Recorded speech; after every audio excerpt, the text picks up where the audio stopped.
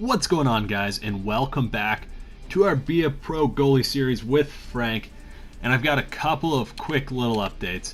First of all, I think I'm going to turn this Be a Pro series more into a little bit of a podcast style. And what that means is nothing's really going to actually change. I'm just kind of dubbing it as that. We're going to be talking over the gameplay, focusing less on what's going on in the game. Of course, it'll still come up. We're going to be talking about specific topics that I really think you guys are going to like. And so I'm just going to kind of dub it as like a little video podcast or a VOD, I guess. I don't know what to call it. We'll go with that. Secondly, the skill tree. If you remember from the first episode, I had no idea how this worked and how you gain it. I found out that you gain talent points or trait points, I don't know what we're going to call them, and specialty points by leveling up, like overall.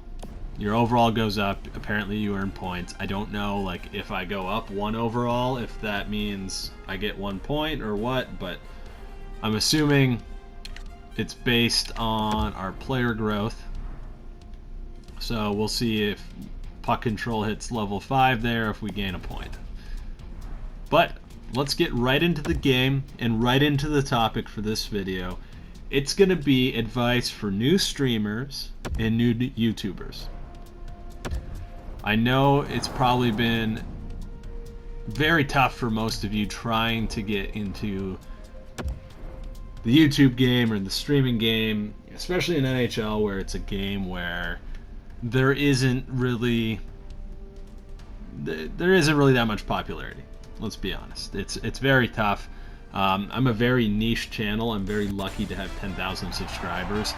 But it's tough. I play a niche position in a niche game in a niche game mode. So I know what I'm getting into, but I'm doing it because I like it. So what you guys probably don't know is that in real life, I'm a designer. I'm a graphic designer. It doesn't show on my channel because I didn't dedicate any time or effort into branding my own stuff. But some of it does just kind of show through naturally. So not only am I a designer, I specialize in branding. And so branding isn't just like a logo. It's like, it's your company. It's your personality. It's what you're bringing to the table. It's your customer experience. How you treat your employees. I'm not going to get into that. That's boring. All right, you guys want to know how to, gain subscribers on Twitch again. So, the number one thing you have to do is provide value. You have to provide some sort of value for your viewers. You can't just sit down and say, yeah, a lot of times they want to watch you just do that. Go ahead. But you can't just like sit there and be boring and talk and play, because there's so many other people out there like you doing that you have to be really something special naturally to gain success that way. So, for example, the easiest way to provide value is through tips if you have the knowledge. So, advice. That's what I've practiced. I know you've seen that. I create goalie tips. That's how I got my start. I haven't really strayed too far away from that. I create like some entertainment value with highlights, but I'm not really funny. I don't try to be something I'm not. I provide goalie tips. That's what everyone's here for. That's the type of value I create, and that's probably the easiest example, as I made a very overreaching glove save on a puck not on net. But you can provide value in entertainment. It's very hard to do that, though. You have to have some natural ability, you have to be charismatic, you have to be funny, and a lot of times, no offense, when people think they're funny, they're just not. Number 2, you could do like news, You could gain some respect by doing, it could be news about NHL 19, it could be news about other video games in general, it could be news about real hockey, it could be news about esports in NHL, if we're sticking with NHL, but you could be, there's no one creating YouTube videos or streams really that are tracking the esports scene at all. That's something that's ready for the taking, and by all means go ahead. We get it on my channel. I do some Be a Pro episodes with esports content, but it's not dedicated to that.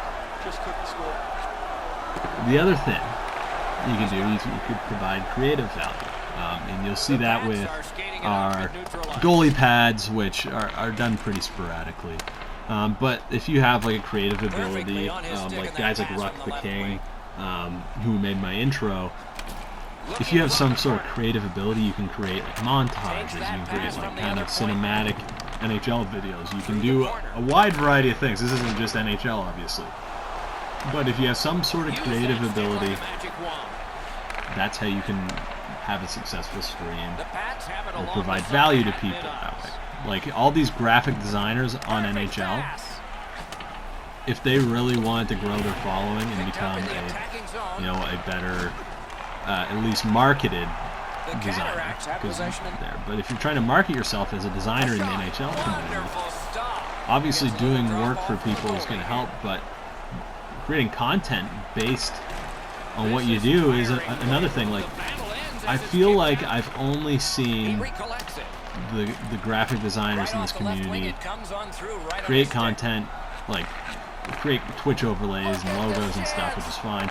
And then when they stream actual NHL, which is cool.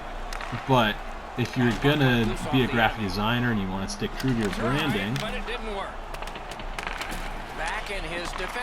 you gotta make sure you're kind of promoting content that's like that. So these graphic designers, I think, should really think about Twitch streaming them designing hut cards. That would be the first thing.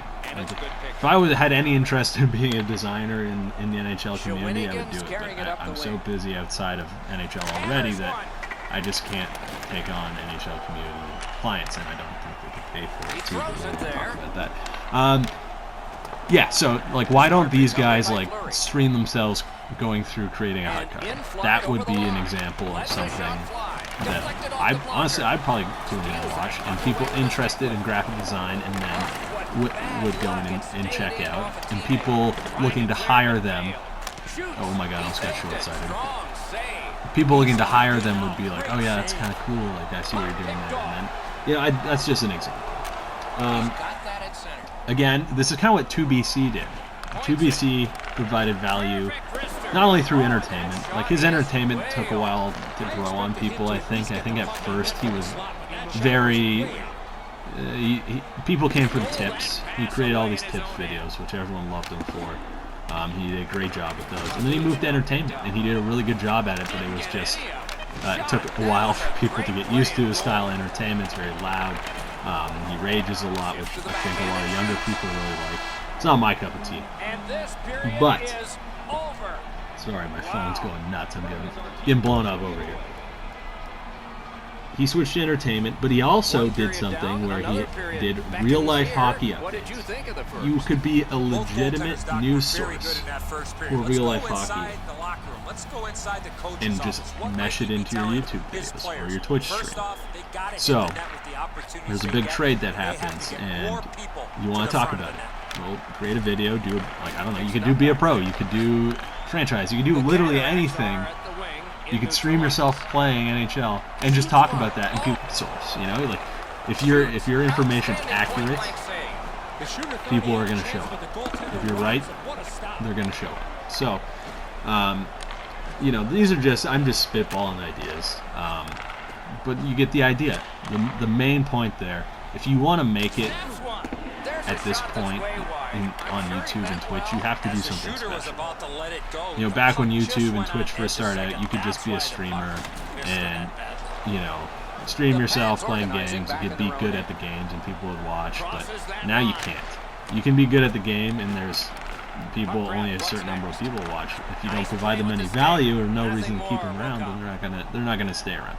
So, the next step we're going to talk about. After you provide value, you have to be consistent. And this doesn't mean a strict upload schedule or a strict stream schedule, although that does help. If you can do it, it helps. But what I'm talking about is, let's say you only have enough content under 6 minutes skated here in the second, where you could only upload once a month. It is better for you to upload that video once a month rather than upload twice in a week and then not for 3 weeks. And I do as I say, not as I do, because Once you kind of gain a few subscribers, it's easy to get lazy and complacent and get away from that. It's very tough. I try to do a video once every 5 days to 7 days in the summer, which didn't happen because NHL 18 is so bad. But, you know, once every like 3 to 5 days is usually what I aim for. But if you're just starting out, it may be better for you to post a video once a week, or once every 2 weeks, or once a month, depending on how awesome those videos are.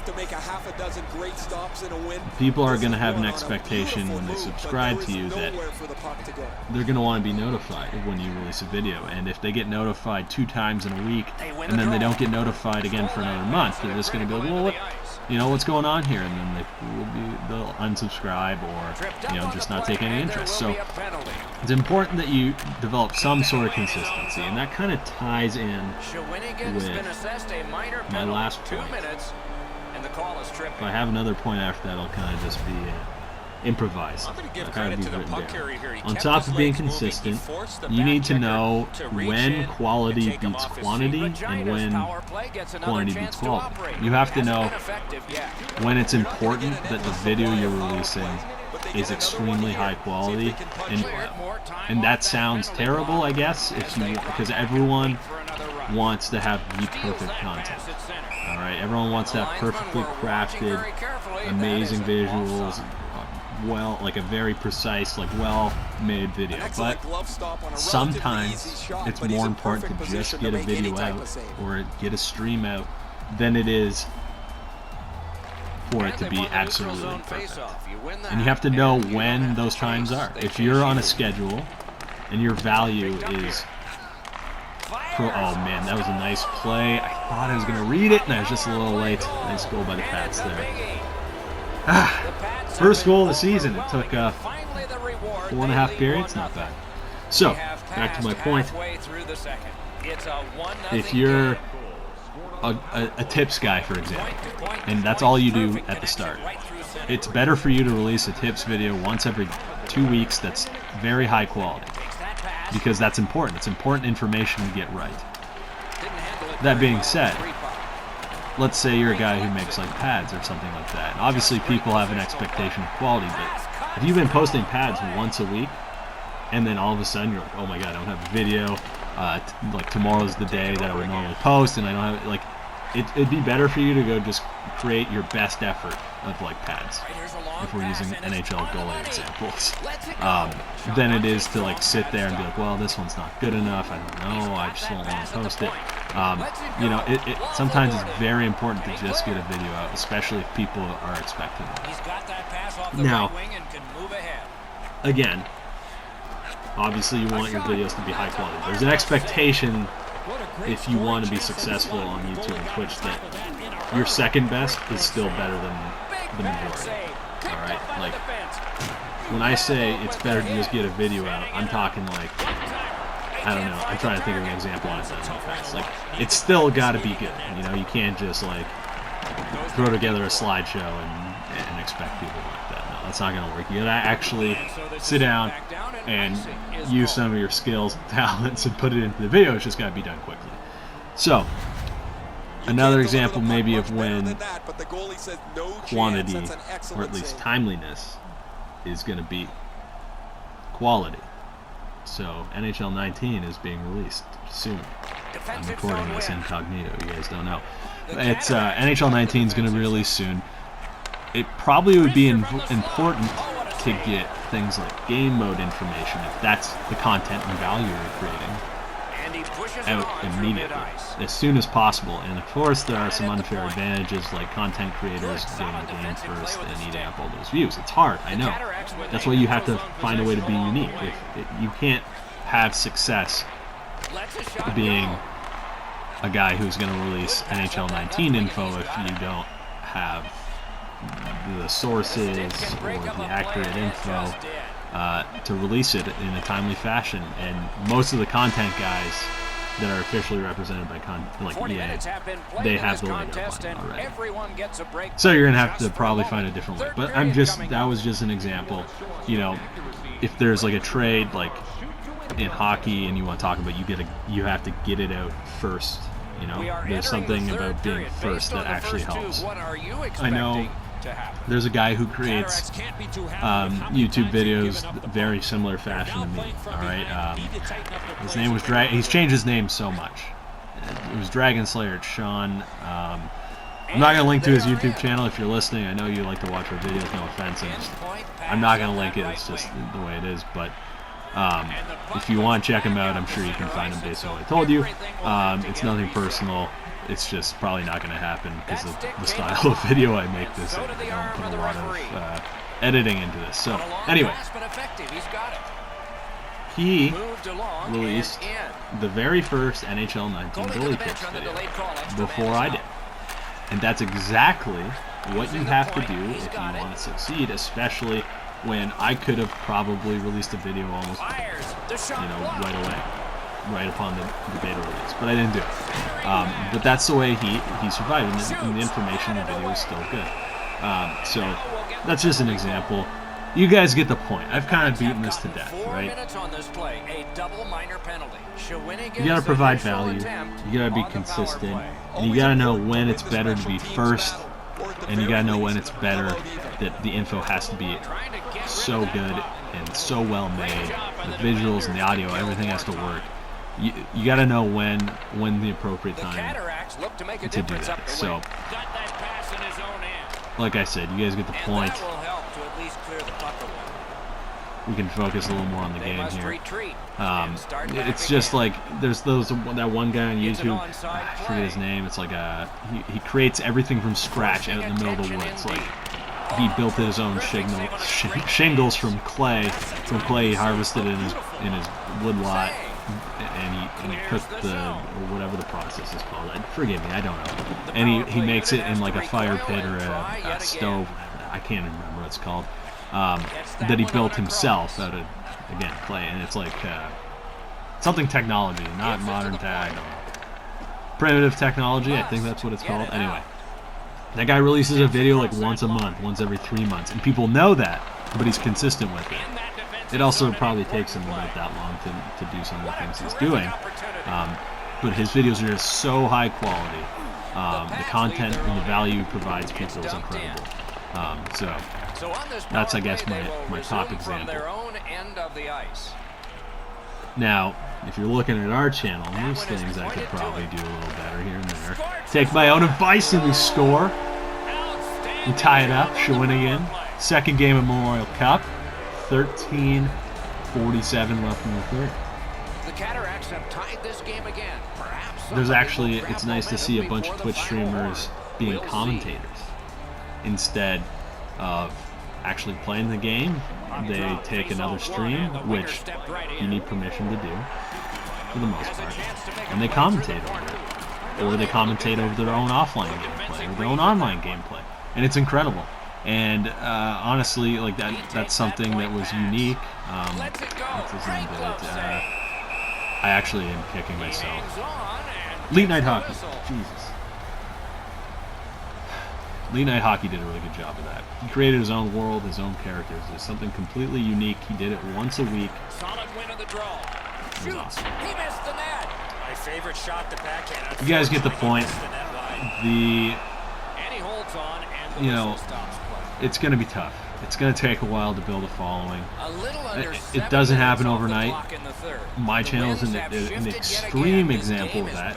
10,000 subscribers is a beautiful number. It looks big. It looks bigger than 9,000. But really, what? I'm 1,000. That's a 1,000 subscriber difference, which for some people is a lot, but for some people it's not. Like Nasher and Tactics, guys with upwards of 50, 100,000 subscribers. That's nothing. But for me, and for some people that's a lot. But really, it just looks better than 9,000. That's all, because it's got more digits in it. But I've been growing so slowly. That was the point of that, by the way. I've been growing very slow moving it now in their own end for a very long time. I think I started in NHL 15 with goalie tips once a week, maybe once every 2 weeks. The videos were like 10 minutes long. They were brutal, recorded with a cell phone, but I just stuck with it, and eventually more people would watch. But if you ever take a break, or if you ever stop providing that value, people are going to leave very fast, and chances are they won't come back. So you got to be very strict. You have to be very dedicated. You know, it's very hard to be dedicated to a video game and creating video. Like obviously we're talking about video games in NHL here, but it literally could be anything. You could film your 3-year-old eating breakfast every day and provide value to someone somehow. But it's very difficult to dedicate part of your life to YouTube and Twitch when the money won't be there, it won't be good. It's not why you're doing it, but it won't be there right away or at all ever. Like there's no way I have ever planned for YouTube to be a main source of income or a main job for me, just because there's no reasonable way I can earn money that way, or anyone can really do it for that matter, unless you are in the top percent.